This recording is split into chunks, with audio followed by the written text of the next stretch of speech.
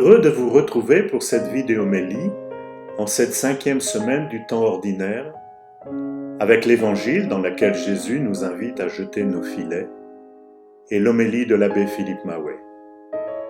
L'équipe pastorale partagera ensuite avec vous ses réflexions basées sur un échange paroissial, comment tracer le chemin ensemble de l'Église de demain dans le cadre du synode initié par le pape François. Nous reviendrons enfin dans les news sur la semaine de l'unité des chrétiens telle que nous l'avons vécue dans notre paroisse. Bonne vidéo-homélie.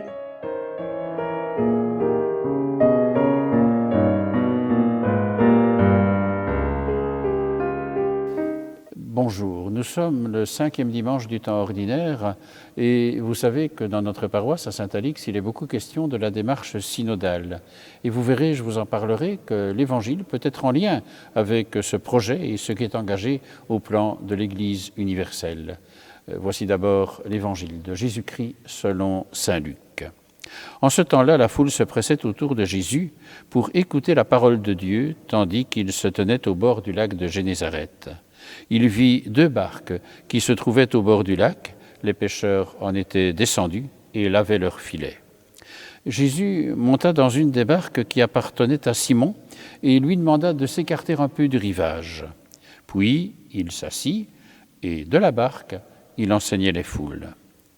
Quand il eut fini de parler, il dit à Simon : « Avance au large et jette le filet pour la pêche. » Simon lui répondit : « Maître, nous avons pêché toute la nuit sans rien prendre, mais sur ta parole, je vais jeter les filets. » Et l'ayant fait, ils capturèrent une telle quantité de poissons que leurs filets allaient se déchirer.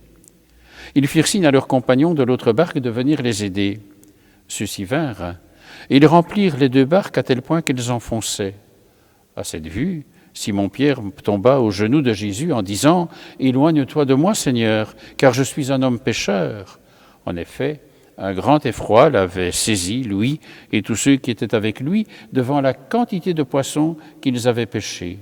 Et de même, Jacques et Jean, le fils de Zébédée, les associés de Simon. Jésus dit à Simon : « Sois sans crainte, désormais ce sont des hommes que tu prendras. » Alors, ils ramenèrent les barques au rivage et, laissant tout, ils le suivirent. Acclamons cette parole de Dieu. Louange à toi, Seigneur Jésus.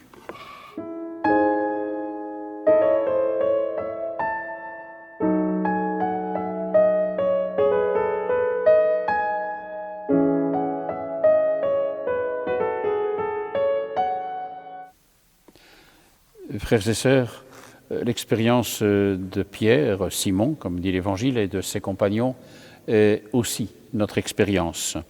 Nous sommes devant un récit de vocation et de mission. Vous avez entendu que l'Évangile se termine en disant, de la part de Jésus à ses disciples, qu'ils deviendraient des pêcheurs d'hommes. Alors c'est peut-être l'occasion de se dire, mais qu'est-ce que la vocation ? Et comment la vocation de Pierre et des disciples est née ? Parce que finalement, leur chemin, c'est notre chemin. Ou bien sûr, dans des circonstances quelque peu et fortement différentes à certains moments, mais reste que l'appel reste le même, la réponse reste celle que nous avons à donner. Alors permettez-moi peut-être de reprendre les différents éléments qui sont ceux de la vocation de Pierre et de ses compagnons pour voir comment nous pouvons les rejoindre.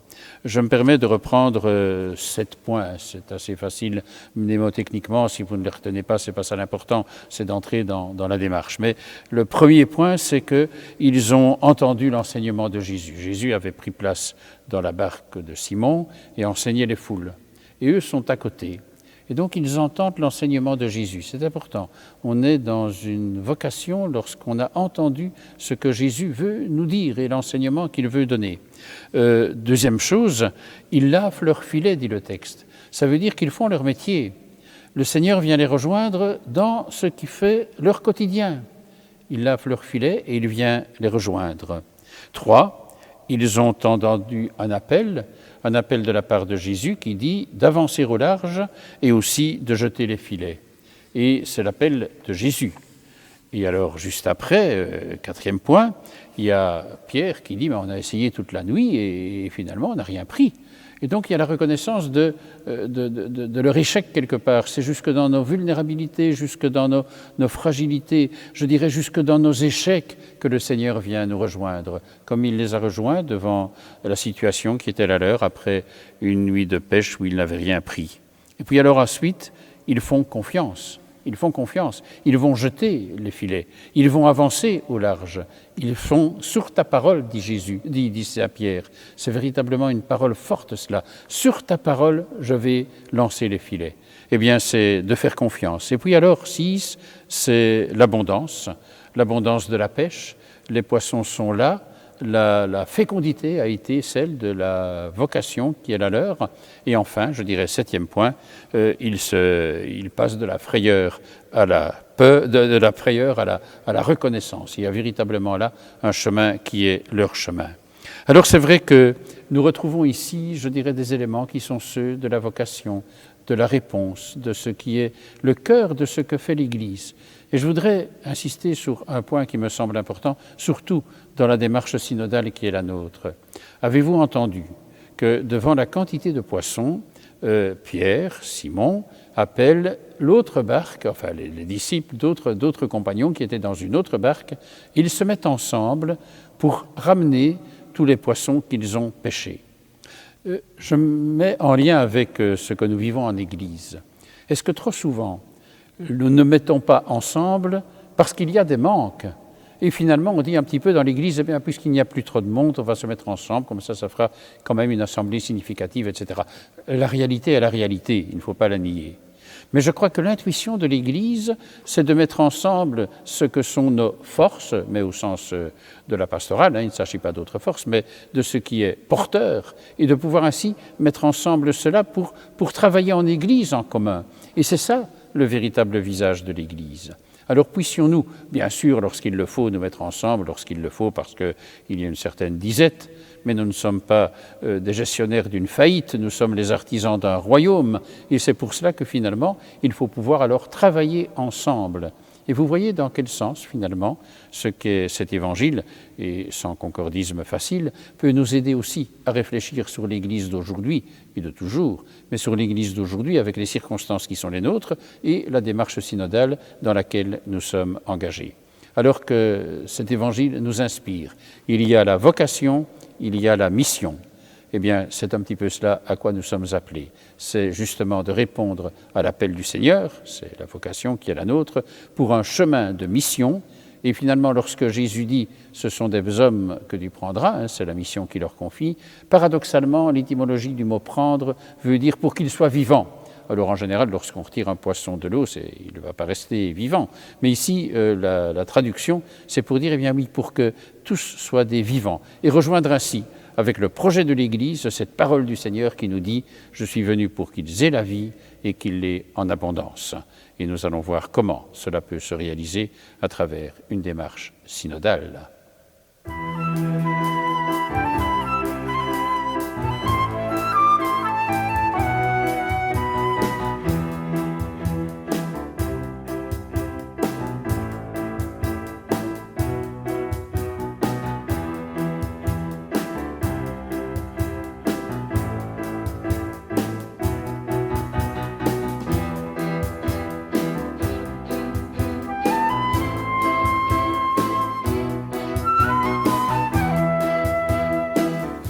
Chers amis de la Vidéomélie, je voudrais vous proposer aujourd'hui de vous associer à la démarche concernant le synode et que nous avons commencé le 16 novembre dernier en paroisse et aujourd'hui de le faire avec l'équipe pastorale de notre paroisse Saint-Alix. Et en introduction, je voudrais vous dire ceci. Vous savez, c'est important de parler de l'Église, on va en parler beaucoup. Mais j'aimerais vous dire que l'Église n'est pas un but en soi. L'Église n'est là qu'au service. L'Église n'est là qu'en état de service. Et au fond, ce que Jésus a fait, ce n'est pas d'inventer l'Église, c'est d'annoncer le royaume et de le réaliser en sa personne, ce qui change tout. Mais, en conséquence, je crois que cela donne à notre réflexion sur l'Église une liberté extraordinaire. Et je prends un exemple. Vous vous rappelez l'évangile de saint Matthieu, quand il se termine, on parle des 11 apôtres, puisqu'ils ne sont plus que 11, Judas n'est plus là. Le groupe a voulu par après, et c'est les Actes des Apôtres qui nous le disent, faire qu'il y ait 12 de nouveau, 12 apôtres, et c'est Matthias qui est venu. Parce que Jésus avait dit que 12 apôtres, c'était, et ça faisait pour eux, je dirais, la totalité du peuple de Dieu, l'universalité. Mais on aurait très bien pu, et dans la première Église, dire on reste 11. On reste 11 et ça crée le vide. Et le fait que le vide soit créé, ça crée comme un manque, une béance. Et ça dit quelque chose d'une vision de l'Église aussi. Ils ne l'ont pas fait, ils ont fait un autre choix. Mais ça montre que pour nous aussi aujourd'hui, on peut faire des chemins qui sont véritablement des chemins de grande liberté pour, dans la fidélité à l'Évangile bien sûr et au Christ, faire que notre Église soit vraiment ajustée à notre temps. Alors c'est ce que nous allons vous proposer en équipe pastorale aujourd'hui. Et je commence par donner la parole à Elisabeth et Michel Thémence qui vont nous partager ce que ce synode leur inspire et la façon dont notre paroisse s'est déjà engagée sur ce chemin. Au niveau de notre paroisse, le premier partage s'est déroulé à la mi-novembre autour donc de la question « Comment expérimentez-vous ces temps-ci tout ce qui se vit dans l'église de Bruxelles ?» Alors une bonne trentaine de paroissiens ont répondu à l'invitation et donc nous nous sommes réunis toute une soirée autour de cette question.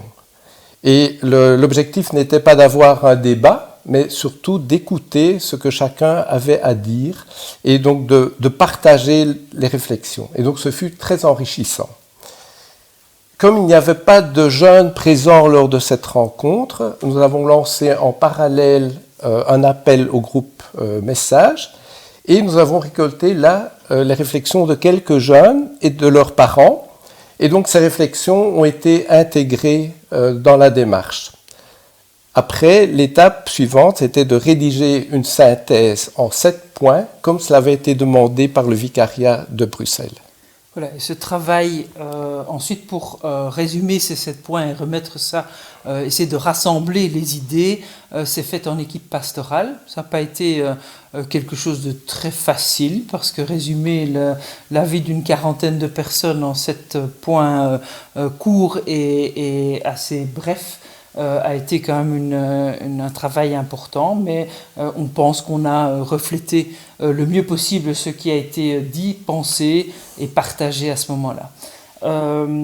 Et donc maintenant, la démarche ne se résume pas évidemment à simplement envoyer un document, mais l'idée c'est de faire église ensemble, et c'est dans ce cadre que c'est important, nous pensons, de partager ça avec l'ensemble de la paroisse. Et maintenant, nous allons, vous allez entendre ces 7 points qui ont été transmis au vicariat. Nous avons la chance d'évoluer dans une paroisse dynamique, active et créative, qui nous permet de vivre notre foi grâce à l'appartenance à une communauté accueillante et bienveillante.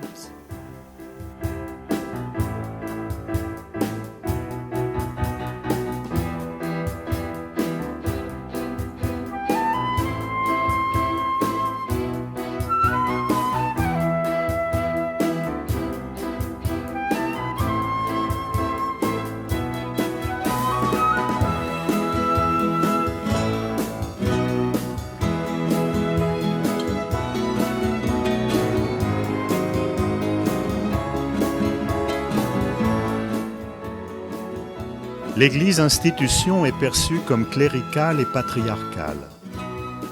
Elle a des difficultés à se mettre en mouvement et à évoluer avec les préoccupations de son temps. L'incompréhension du langage des textes et des dogmes rend l'Église inaccessible pour une grande partie de chrétiens, et en particulier les jeunes. L'Église prône plus les interdits moraux et l'exclusion de certains que l'ouverture. Il est constaté, avec tristesse et préoccupation, une réelle désaffection. Cette désaffection devrait obliger l'Église à se remettre en question et à se renouveler en permettant une participation structurée plus importante des laïcs.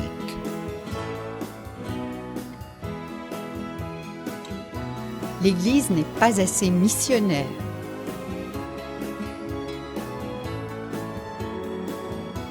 L'Église de Bruxelles est une réalité qui ne parle pas aux paroissiens. Elle manque de visibilité et communique peu. Dans notre paroisse, nous devons préparer l'avenir pour réaccueillir les nouvelles générations, repenser le rôle des laïcs et créer de nouveaux espaces de spiritualité. Et maintenant, nous allons entendre les réactions des membres de l'équipe pastorale à l'ensemble de ces messages envoyés au vicariat. Je suis frappée par la réaction de certains participants au synode. Ils ne connaissent pas l'église de Bruxelles, ils connaissent leur paroisse, mais ils ne savent pas ce que c'est que cette institution de l'église de Bruxelles en tant que telle. Une église qui, d'après eux, ne communique pas beaucoup. Il est vrai que dans le temps, il y avait des lettres pastorales. Ici, avec le Covid, avec tous les événements que nous avons vécus, il y a eu peu de réactions de l'Église par rapport aux paroissiens. L'Église communique parfois dans des termes parfois difficiles à comprendre. Et tout cela est quand même fort étonnant lorsque l'on sait tout ce dont on dispose dans les médias, de tous les moyens des réseaux sociaux, comment l'Église n'a pas fait usage de tous ces réseaux sociaux pour communiquer avec les participants, avec les paroissiens. On ne fait pas l'Église qu'avec des hommes, mais on ne la fera pas sans. On ne la fera pas qu'avec des femmes, mais on ne la fera pas sans. Donc, si la perception de l'Église de Bruxelles est difficile, par contre, quand les paroissiens abordent la paroisse Saint-Alix, là, il y a un enthousiasme, il y a une joie de vivre dans la communauté et il y a un dynamisme qui a été remarqué, et notamment pendant la période de confinement. Donc je pense qu'il y a vraiment un contraste, peut-être qu'on doit être plus à l'écoute de ce que l'Église de Bruxelles vit. Hein. Donc ça, c'est peut-être un message pour nous. Un autre aspect qui est quand même important, c'est l'aspect générationnel. Et même dans notre paroisse, aux célébrations, il y a beaucoup d'aînés et relativement peu de jeunes. Et je pense qu'il faut construire l'avenir en tenant compte, c'est vraiment important. Oui, moi, je compléterais simplement en disant que moi, ce qui m'a frappé aussi, c'est qu'on nous demande notre avis. Je crois que c'est la deuxième fois, il y a eu le synode des familles il y a quelques années. Je pense que c'est une opportunité qu'on doit vraiment saisir, de pouvoir refléter notre avis et notre opinion et de la faire remonter le plus loin possible. Moi, ce qui me frappe aussi dans les sujets qui ont été mis en évidence, c'est la difficulté de compréhension que beaucoup de paroissiens ont par rapport aux textes, aux dogmes, etc. Et je crois que je rejoins ça aussi. C'est quand même pas toujours facile de comprendre ce que l'on nous dit ou et d'en faire quelque chose de concret. On ne fait pas l'Église qu'avec des religieux, mais on ne la fera pas sans. On ne la fera pas qu'avec des familles, mais on ne la fera pas sans. Bien, moi, j'ai été frappée par la préoccupation partagée par de nombreux paroissiens au sujet de la désaffection de nos églises et en particulier des jeunes. Et je pense que cette démarche synodale est vraiment une opportunité qu'on doit saisir en paroisse pour y réfléchir à comment les impliquer, comment leur faire confiance, les écouter, les impliquer dans certaines de nos activités, de nos groupes, parce que je crois vraiment que c'est une opportunité et au lieu de se tourner toujours vers le passé en regrettant cette désaffection, voilà, tournons-nous vers l'avenir avec confiance et dans l'espérance et profitons de cette démarche synodale. Nous sommes tous des passants, nous sommes tous des passants, et dans ce pèlerinage sur terre, soyons des passeurs de lumière. De mon côté aussi, ma réaction, c'est qu'il y a beaucoup de raisons de garder l'espoir, parce qu'on se sent On a une voix aussi de par le Vatican, le pape qui nous a déjà surpris avec beaucoup de nouveautés. On a ici l'occasion de pouvoir aussi, en tant que plus jeune génération, avoir une voix, être écouté. Et ça nous donne, avec des enfants à bas âge, on a vraiment l'impression qu'on a ici l'opportunité de pouvoir aussi regarder le futur avec plus de confiance, de dire voilà, on est écouté et qu'on pourra donc aussi faire entendre notre voix et essayer de par cette opportunité qui nous est donnée, de pouvoir aussi présenter quelque chose qui pourrait, dans notre vie très active, être présenté et être considéré aussi pour la suite. Et donc nous avons aussi beaucoup d'espoir pour ce synode. On ne fait pas l'église qu'avec des aînés, mais on ne la fera pas sans. On ne la fera pas qu'avec des jeunes, mais on ne la fera pas sans. Moi aussi, je suis très heureux de cette initiative du pape. On va voir où elle va nous conduire. J'ai été frappé, moi, par ce besoin qu'ont exprimé les paroissiens de réforme. Et d'ailleurs, j'entendais Monseigneur de Kessel récemment dire oui, l'Église doit se réformer pour revenir aux sources de la foi et de l'amour. Et je crois qu'effectivement, il y a quand même un certain nombre de choses à dépoussiérer qui se sont accumulées au fil du temps et des siècles dans une organisation qui n'est plus tout à fait adaptée à ce que devrait être une Église au XXIe siècle. Et même dans notre paroisse, fiers de tout ce que nous faisons et heureux de tout ce que nous faisons.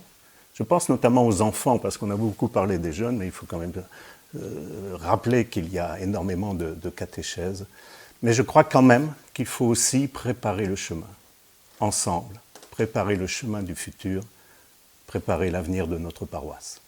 On ne fait pas l'église qu'avec des sérieux, mais on ne la fera pas sans. On ne la fera pas qu'avec des fous du roi, Mais on ne la fera pas sans. Nous sommes tous des passants. Nous sommes tous des passants. Et dans ce pèlerinage secret, soyons des passeurs de lumière. Après l'écoute des uns et des autres qui constituait la première étape de notre synode, nous allons reprendre notre chemin et nous allons rêver. Alors, quels sont nos rêves pour l'Église de Bruxelles? De quoi s'agit-il? Un rêve, c'est un souhait, pas toujours réaliste, pas toujours raisonnable. Eh bien, c'est ce qu'on nous demande maintenant, c'est de oser rêver à une belle Église de Bruxelles, qu'elle soit chaleureuse, accueillante, ouverte à tous. Merci à tous ceux qui ont partagé tout ce qui avait été vécu en paroisse jusqu'ici dans cette démarche synodale. Ce n'est pas d'abord le temps des conclusions, c'est encore le temps pour lancer d'autres initiatives comme Marie-Ange vient de le dire. Rêver, rêver. Mais permettez-moi de dire ceci à la lumière de ce qui a été partagé durant cette conclusion, durant tout ce qui a été dit par les membres de l'équipe pastorale.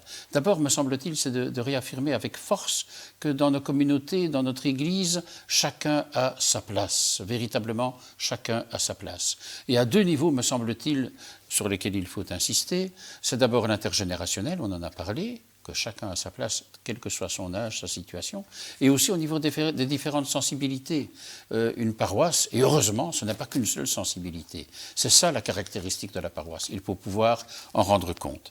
Et alors aussi de redécouvrir finalement le projet de l'Église un petit peu comme un vitrail d'Église, et l'Évangile comme une symphonie d'Évangile, où tout cela peut se répondre et vivre comme finalement d'une belle harmonie, avec parfois quelques fausses notes, et on n'y échappera pas, mais dans la volonté de créer cette belle symphonie d'Évangile.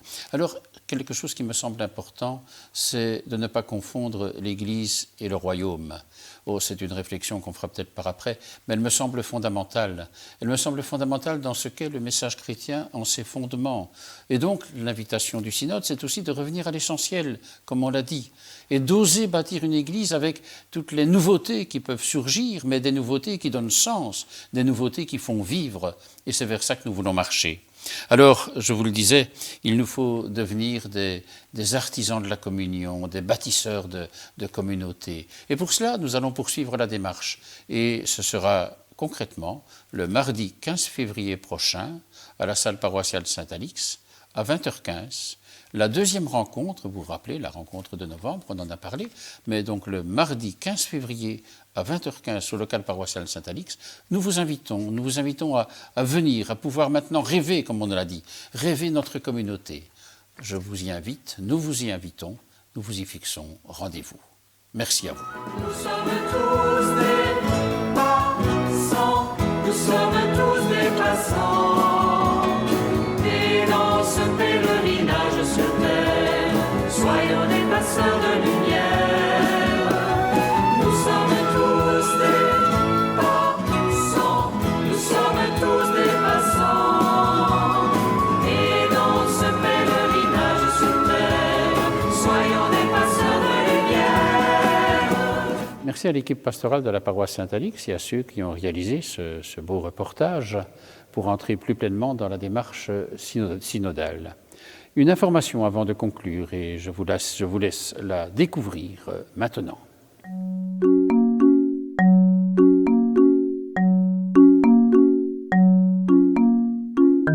La paroisse Saint-Alix a voulu célébrer avec beaucoup de ferveur et de conviction la semaine de prière pour l'unité des chrétiens de cette année 2022. Il y eut d'abord sur YouTube et dans le cadre de la vidéomélie de ce dimanche 23 janvier, le témoignage du métropolite orthodoxe Athénagoras Pextat. Il ne manqua pas de rappeler que l'unité se fera dans l'écoute et l'échange respectueux et bienveillant de ce que chaque confession pourra apporter aux autres. Nous pouvons recevoir aussi beaucoup de choses des autres églises chrétiennes. Je pense par exemple l'Église catholique avec sa structure d'universalité. Parfois on dit oui, le pape a tout à dire, mais chez nous c'est parfois un peu trop décentralisé. Donc peut-être là on pourrait quand même trouver un équilibre. Il y eut aussi, lors de la messe radio retransmise depuis l'église Saint-Alix ce même dimanche 23 janvier, la participation de la pasteure protestante Isabelle de Tavernier, qui partagea l'homélie avec l'abbé Philippe Maouet. La présence de la pasteure dans le cœur de l'église et sur les ondes nationales fut un signe remarquable et apprécié tant par les paroissiens que par les auditeurs de la messe radio. Alors entre frères et sœurs des différentes communautés, ne sommes-nous pas un peu comme les couleurs de ces vitraux? Nous sommes tous différents, nous sommes tous indispensables pour donner à la lumière une couleur différente. Nous sommes indispensables, mais il nous appartient de laisser la lumière exister par elle-même entre chacun de nous pour éviter de vouloir occuper tout l'espace. Être lumière, mais humblement et joyeusement. Nos diverses traditions ne peuvent refléter la lumière de Dieu que si nous laissons Dieu exister par lui-même, en dehors de nos rites et en dehors de nos dénominations. La chorale Exultet, dirigée par sœur Christine Richir et accompagnée aux orgues par le frère Christian Nicolas, a animé les chants de l'Assemblée, très heureuse de partager ce beau moment d'œcuménisme et de le faire résonner bien au-delà des murs de notre Église.